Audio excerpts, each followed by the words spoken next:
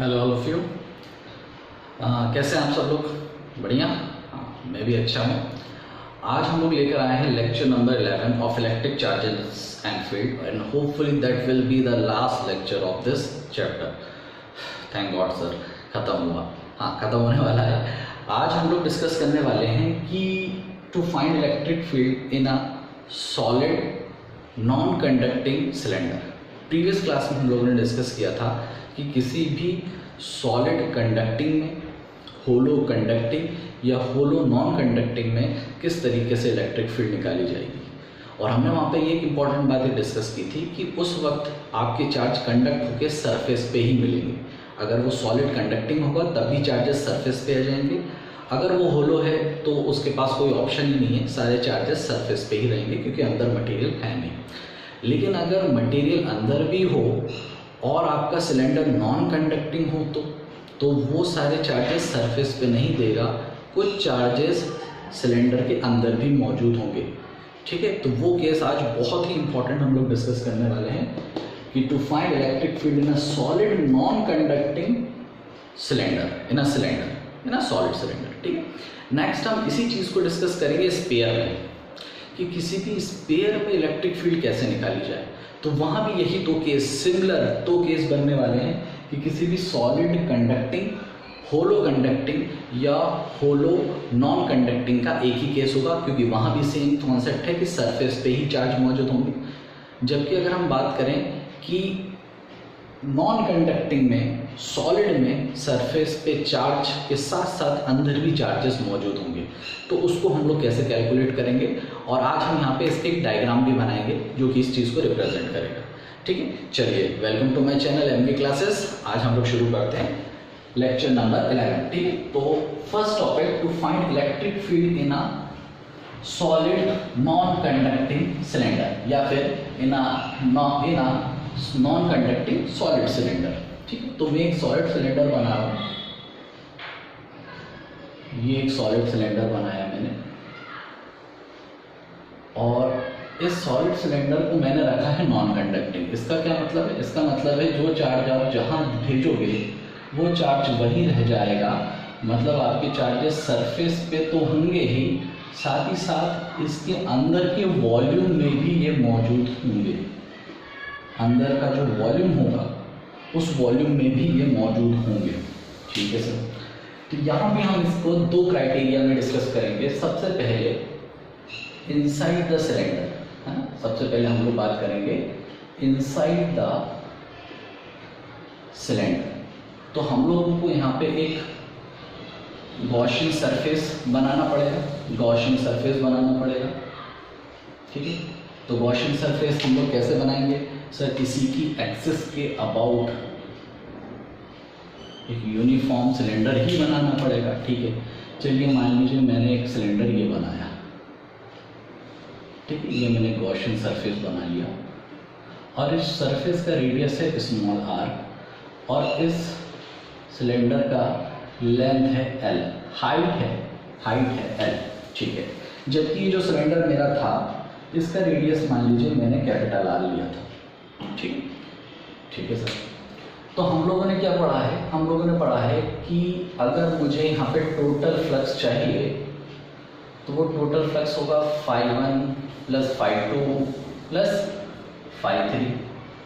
φ1 φ2 φ3 same concept यार। जिसने नहीं पढ़ा है वो मेरा प्रीवियस लेक्चर देखे, lecture number 10 electric charges and field. Description में मैं उसकी लिंक देता हूँ और आप लोग उससे उस लेक्चरों को रेफर भी कर सकते हैं। ठीक है, पुराना रिवाइज करके आए। जो डायरेक्ट इस लेक्चर पे आए हैं उनको मैं सजेस्ट करूँगा पुराने लेक्चर्स को रिवाइज करके आए ताकि आपको अच्छे से क्लियर हो सारी चीज़ें। ठीक है, तो φ1 φ2 φ3 हमें पता है। यहाँ पे इलेक्ट्रिक फील्ड का डायरेक्शन यही होगा और यही डायरेक्शन है एरिया वेक्टर का भी। यहाँ पे एरिया वेक्टर का डायरेक्शन ये है, यहाँ पे एरिया वेक्टर का डायरेक्शन ये है। तो ये E और A के बीच में एंगल 0, तो cos 0 की वैल्यू 1। मैं वो सारी चीज़ें वापस नहीं लिख रहा हूँ। यहाँ पे E और A के बीच में 90 डिग्री, तो cos 90 की वैल्यू 0 है ना। तो यहाँ पे ये φ1 आपका बचेगा, ये φ2 0 हो जाएगा और φ3 भी 0 हो जाएगा। ठीक है, क्यों हो जाएगा? प्रीवियस लेक्चरों को रेफर करके आए, आपको अच्छे से समझ में आएगा। तो अगर मैं बोलूँ कि फाई टोटल निकालने का मेरे पास जो तरीका है वो क्या है, इसको हम लिख सकते हैं ई इंटू ए, है ना, ई इंटू ए। और टोटल फ्लक्स जो होगा it is 1/ε times of total charge present Q inside,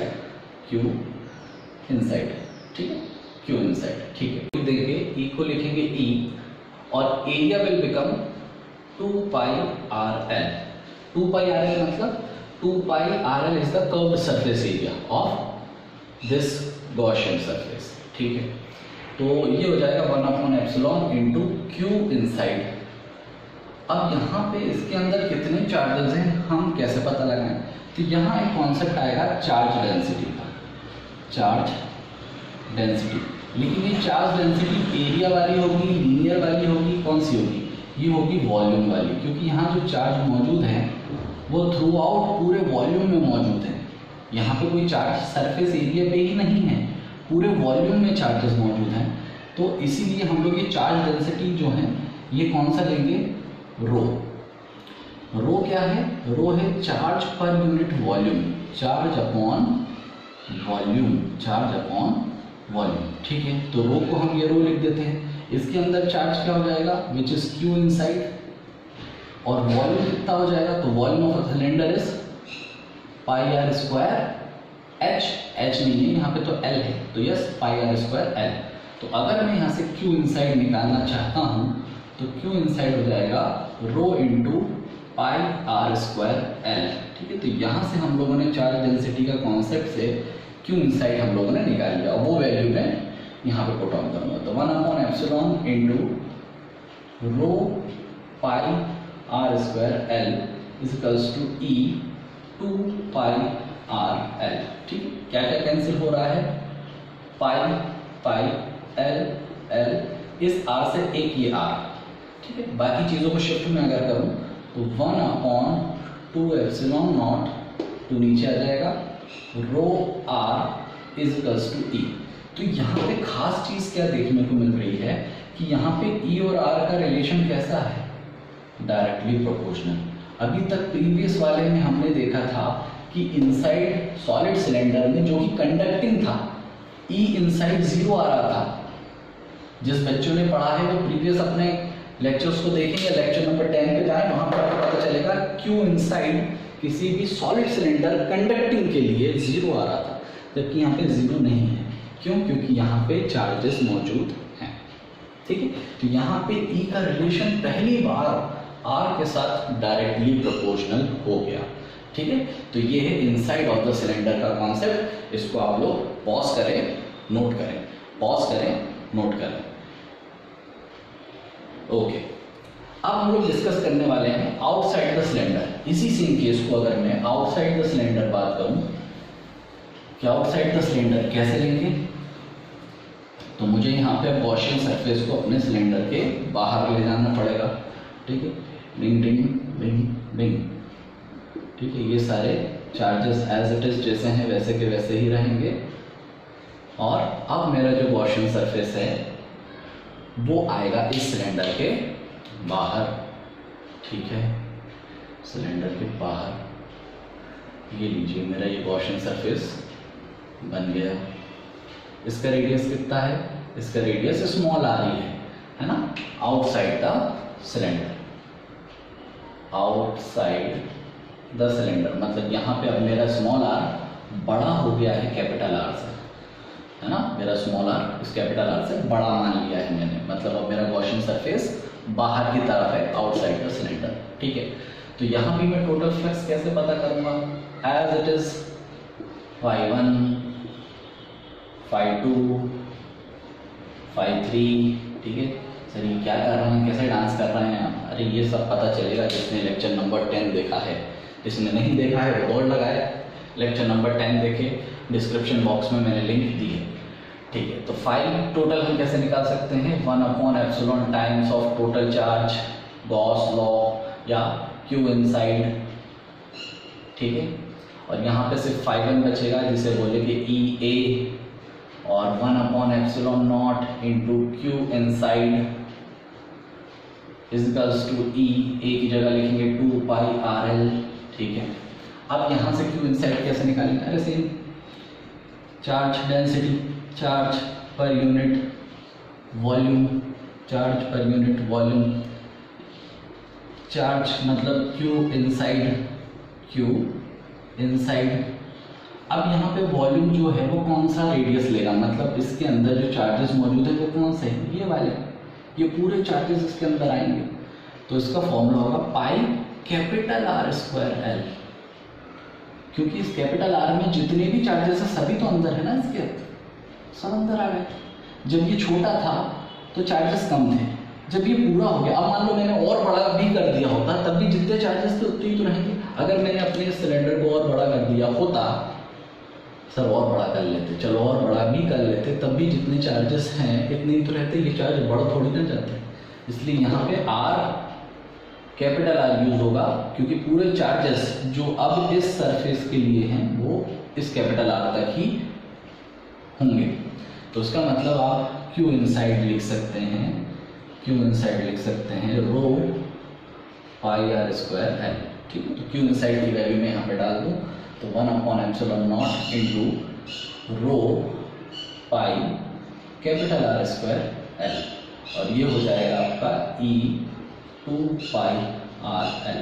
तो पाई से पाई खत्म, एल से एल खत्म, आर से आर नहीं कट सकता, तो 1/2ε0 नीचे आ गया, ये आर भी नीचे आएगा, rho capital R square upon small R. तो यहाँ देखने को मिला इस ई के साथ ये आर फिर से इन्वर्सली हो गया, इन्वर्सली हो गया। ठीक है, इसको नोट करें, फिर मैं डायग्राम पे आता हूँ। इसको नोट करें, पॉज करके इसको नोट करें, तो फिर मैं आता हूँ डायग्राम पे। ठीक है, आप लोगों को दिख रहा है? हाँ, बहुत बढ़िया। तो इसको नोट करें, मैं इसके बाद आता हूँ डायग्राम पे। ओके, तो अगर मैं आपको डायग्राम बताऊँ, है ना, ये हेडिंग मिटा देता हूँ। अगर मैं आपको डायग्राम बताऊँ जहाँ पे सॉलिड कंडक्टिंग होलो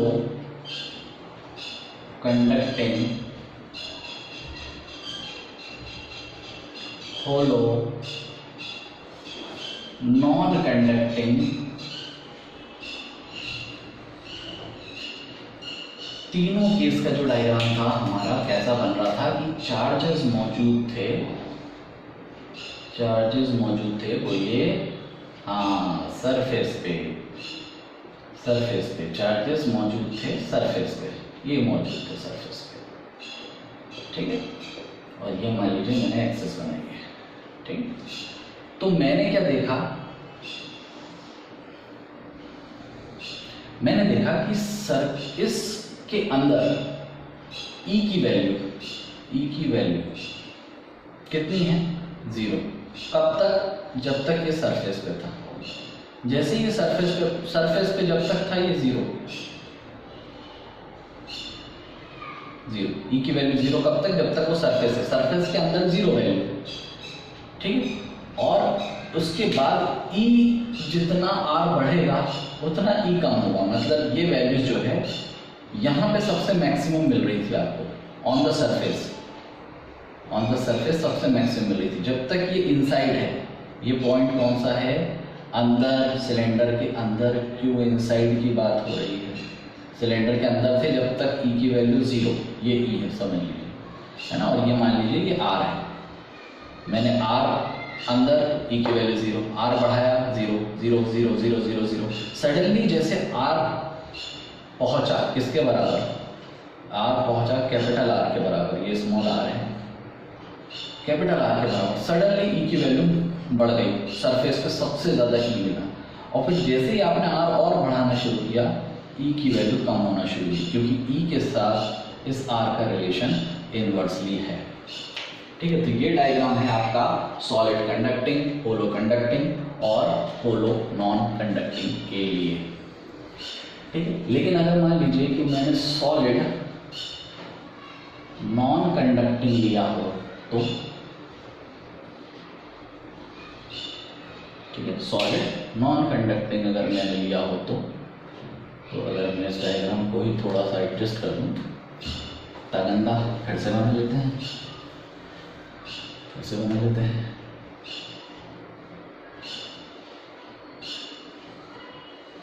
ये आपका और ये, ठीक है। तो यहाँ पे आपके चार्जेस जो जहाँ छोड़े जाएंगे वहीं पर रखेंगे। इलेक्ट्रोस्टैटिक पढ़ रहे हैं हम, फ्लो ऑफ चार्जेस अभी नहीं पढ़ रहे हैं, है ना। इलेक्ट्रोडायनेमिक्स का पार्ट नहीं है ये, नहीं तो आप शुरू से लेक्चर नंबर 1 देखिए मेरा, मैंने इंट्रोडक्शन में ये बात बताई है। तो यहाँ अगर मेरा E है और यहाँ मेरा R, ठीक है, तो ये R की वैल्यू R के बराबर हो गई, कैपिटल R के बराबर। तो यहाँ पे क्या था, स्टार्टिंग में E के साथ R का रिलेशन कैसा था, डायरेक्टली प्रोपोर्शनल। R बढ़ाओगे E भी बढ़ेगा। देखो देखो देखो सर, केस देखो, E is directly proportional to R बढ़ाएंगे E भी बढ़ेगा। इस पॉइंट पे मैक्सिमम मिलेगा सरफेस पे। फिर E के साथ R का रिलेशन अगेन इनवर्सली प्रोपोर्शनल हो जाता है। तो ये दोनों डायग्रामों में जो आपको डिफरेंस दिख रहा है, यही मेन मकसद है इस डेरिवेशन को कराने का, बताने का कि किसी भी चार्ज सॉलिड कंडक्टर हो या आपका नॉन कंडक्टर हो, सबसे ज़्यादा चार्जेस मौजूद होते हैं सरफेस पे। लेकिन अगर हम सॉलिड कंडक्टर, होलो नॉन कंडक्टर में आते हैं तो इनसाइड में कोई चार्जेस नहीं होता, दैट इज जीरो, ठीक है। जबकि यहाँ पे ऐसा नहीं होता, आप धीरे धीरे बढ़ते जाएंगे, आपका चार्जेस बढ़ेगा, आपकी इलेक्ट्रिक फील्ड बढ़ेगी और फिर मैक्सिमम मिलेगी सरफेस से, देन इट गोज डिक्रीजिंग, ठीक है। ऐसा ही कुछ ग्रेविटेशनल फोर्स के साथ भी होता है, 11th क्लास के लेक्चर में, ठीक है। तो इसको डायग्राम को नोट करो, पॉज करो, नोट करो। थोड़ा सा डिस्टर्ब हो गया, मैं इसको एडजस्ट कर देता हूँ, ठीक है ना। पॉज करिए, नोट करिए, ओके, ठीक है। अब हम लोग आते हैं स्फीयर। ये हम लोगों ने सिलेंडर डिस्कस कर लिया है। अब हम लोग आते हैं स्फीयर। स्फीयर मतलब हमारे पास जो फुटबॉल है वो, ठीक है, हमारे पास जो फुटबॉल है वो। To find electric field on solid conducting, ठीक है। इसी तरीके से दो केस लेंगे हम, solid conducting, hollow non conducting, या हॉलो कंडक्टिंग, ठीक है। इन तीनों का केस एक इसलिए लिया जाता है क्योंकि अब आप समझ चुके हैं, आप बड़े हो गए हैं कि सरफेस पे चार्जेस आ जाएंगे। चार्जेस कहाँ पे आ जाएंगे, सरफेस पे, ठीक है, सरफेस पे चार्जेस आ जाएंगे। अगर कंडक्टर है, आपने यहाँ चार्ज छोड़ा, वो सरफेस पे पहुँच जाएगा। अगर नॉन कंडक्टर है तो चार्ज सरफेस पे ही रहेगा, सॉरी होलो है तो वैसे भी सरफेस पे रहना, यहाँ मटेरियल होगा ही नहीं, ठीक है। तो हम इस पे डिस्कस करेंगे किस तरीके से हम इलेक्ट्रिक फील्ड कैलकुलेट कर सकते हैं, ठीक। चलिए, तो सबसे पहले मैं डिस्कस करूंगा इनसाइड द स्फीयर। अगर इस स्फीयर के अंदर मैं देखूं तो भाई मुझे गॉसियन सरफेस बनाना पड़ेगा, तो मैं क्या करूंगा, ये बन गया मेरा गॉसियन सरफेस, ठीक।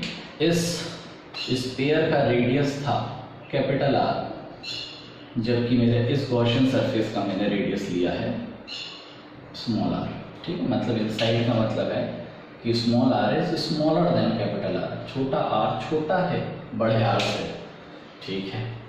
तो यहाँ पे क्या होगा, यहाँ पे होगा आपका Q या 5 टोटल इक्वल्स टू 5 सिर्फ एक ही होगा, क्यों, आपको बताया गया है ना, स्फीयर में सिर्फ एक ही एरिया वेक्टर होता है, एरिया वेक्टर का डायरेक्शन एक ही होगा, E भी यहीं, A भी यहीं, है ना, एक ही सरफेस है, ठीक है। यहाँ पे कोई 2 या 3 सरफेस नहीं, तो एक ही है, ठीक है। तो 5 टोटल क्या हो जाएगा, 1/ε0 into Q inside, Q inside equals to इसकी जगह लिख लेंगे ई डॉट ए।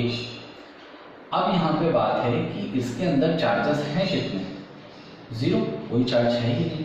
अरे एरिया जो भी होगा, जैसे इसका एरिया हम देखेंगे तो एरिया आपको क्या मिलेगा 4 pi R square, 4 pi R square, ठीक है ना। 4 pi R square is the curve surface area. अरे कर्व नहीं, टोटल एक ही होता है, एक ही सरफेस एरिया होता है स्फीयर में।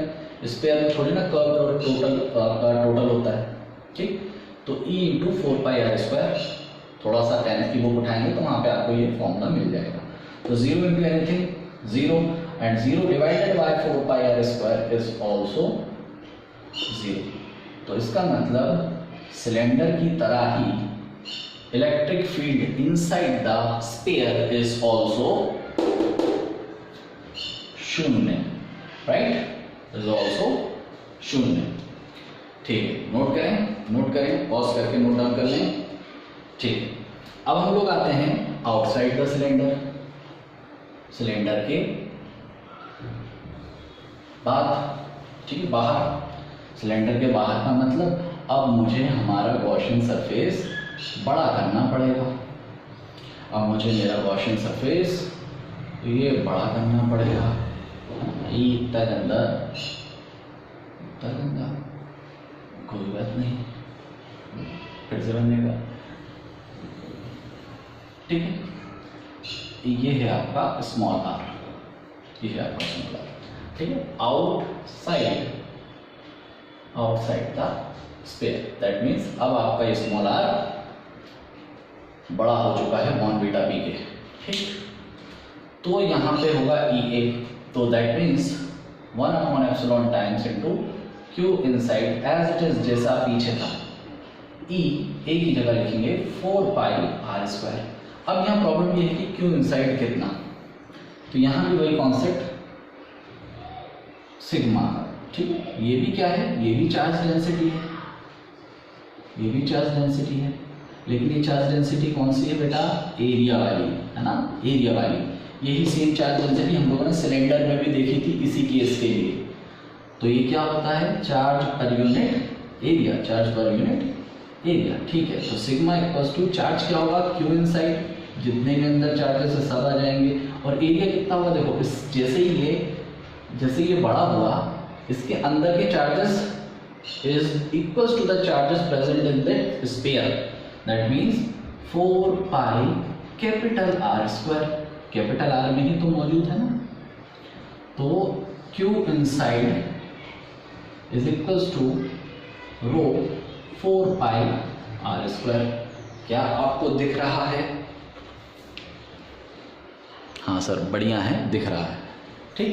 तो अब मैं क्या करूँगा, इस वैल्यू को यहाँ रख दूंगा 1/एप्सिलॉन0 into sigma 4 pi R square and that is E into 4 pi capital R square. Pi से पाई कैंसिल, 4 से 4 कैंसिल, तो हम लेकर आएंगे 1/एप्सिलॉन0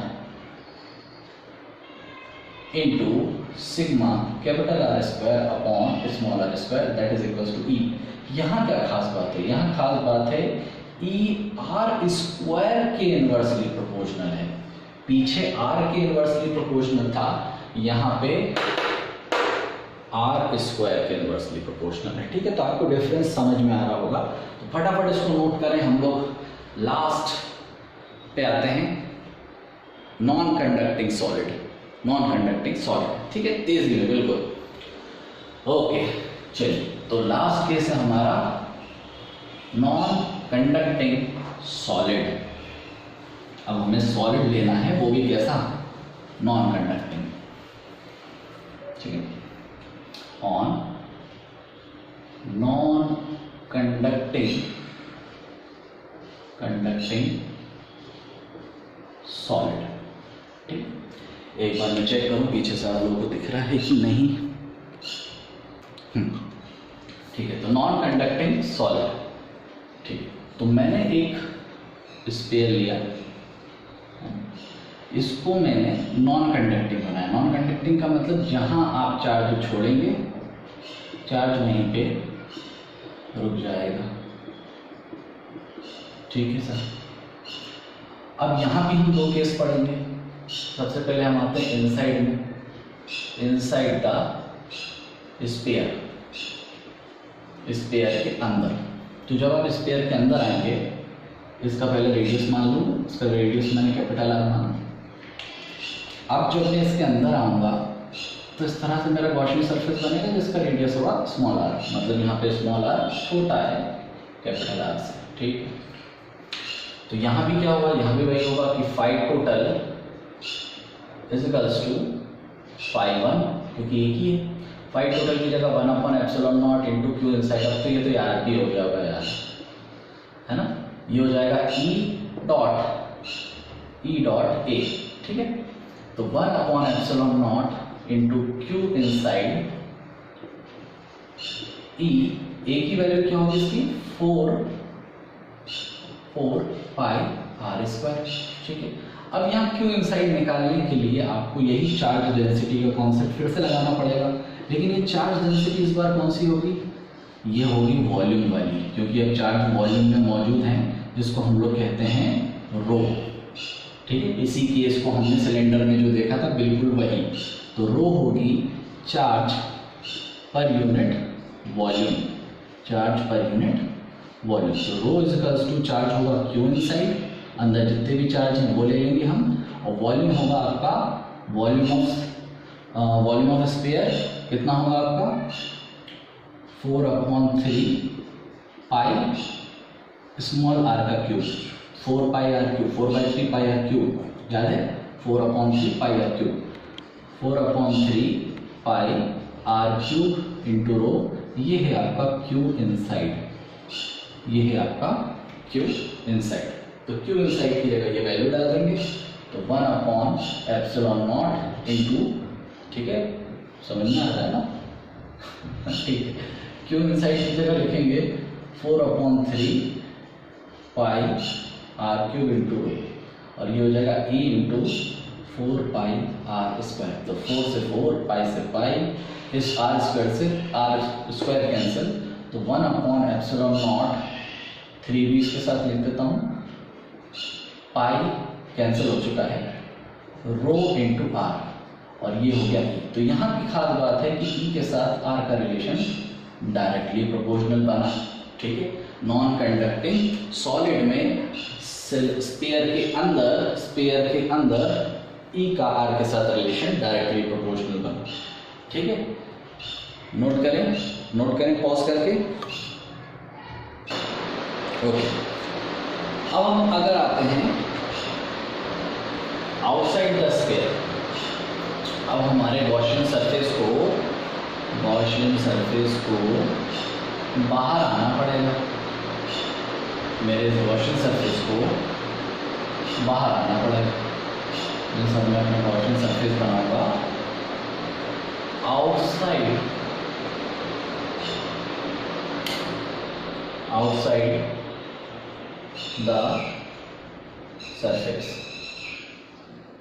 द सरफेस, ठीक है।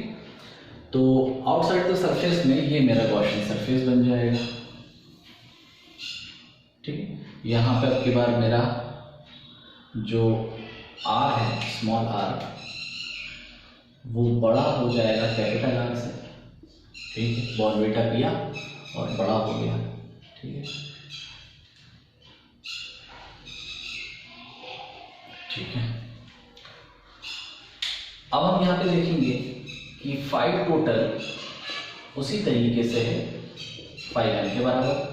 फाई टोटल को लिखेंगे 1/ε0 इंटू क्यू इनसाइड, और फाई वन की जगह लिखेंगे ई डॉट ए, और ई की जगह लिखेंगे 4 पाई आर स्क्वायर, इसका surface area 4 pi R square, 1/ε times into Q inside. Q inside के लिए फिर हम आएंगे चार्ज डेंसिटी की तरफ, same to same. Charge density में चार्ज पर यूनिट वॉल्यूम, अब यहाँ पे जो वॉल्यूम ऑफ चार्जेस है वो कहाँ पे मौजूद है, इस स्फीयर पे, और इस स्फीयर का रेडियस क्या है कैपिटल आर, मतलब यहाँ पे चेंज क्या होगा 4/3 पाई कैपिटल आर का क्यूब, मीन्स यहाँ पे जो क्यू इनसाइड मिलेगा वो मिलेगा 4/3 pi capital R cube into rho as it is, ठीक है। क्यों, क्योंकि अब इसके अंदर जो चार्जेस है वो इस स्फीयर में मौजूद है और इस स्फीयर का रेडियस कैपिटल आर है, ठीक है। तो 1/ε times into 4/3 pi capital R cube into rho और it is E 4 pi R square. 4 से 4 खत्म, पाई से पाई खत्म, आर से आर कैंसिल नहीं हो पाएगा, तो 1/ε0 3 मैंने पहले लिख दिया, rho R cube upon R square. तो यहाँ पे देखने को मिला कि ई आर स्क्वायर के इन्वर्सली प्रोपोर्शनल है, ई आर स्क्वायर के इन्वर्सली प्रोपोर्शनल है। तो अगर मैं डायग्राम बनाऊं, जो कि मैं थोड़ी देर बाद बनाऊंगा, पहले आप लोग नोट डाउन करें, पॉज करें, नोट डाउन करें, ओके। तो अगर मैं डायग्राम बनाऊं दोनों का, फिर से जैसे मैंने सिलेंडर का बनाया था, है ना, एक तरफ कंडक्टिंग सॉलिड, होलो, कंडक्टिंग नॉन कंडक्टिंग दोनों, सॉलिड कंडक्टिंग होलो कंडक्टिंग, और आपका होलो नॉन कंडक्टिंग, एक ही केस था। और अगर मैं डायग्राम बनाऊं आपका,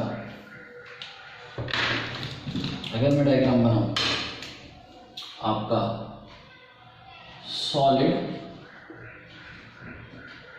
नॉन कंडक्टिंग, जो कंडक्ट ही ना करे, तो क्या फर्क आएगा डायग्राम के हिसाब से? तो जो आपने अभी पढ़ा उसी को ध्यान दीजिए, ठीक है। तो जब ये केस था तो चार्जेस आपको सरफेस पे ही मिलेंगे,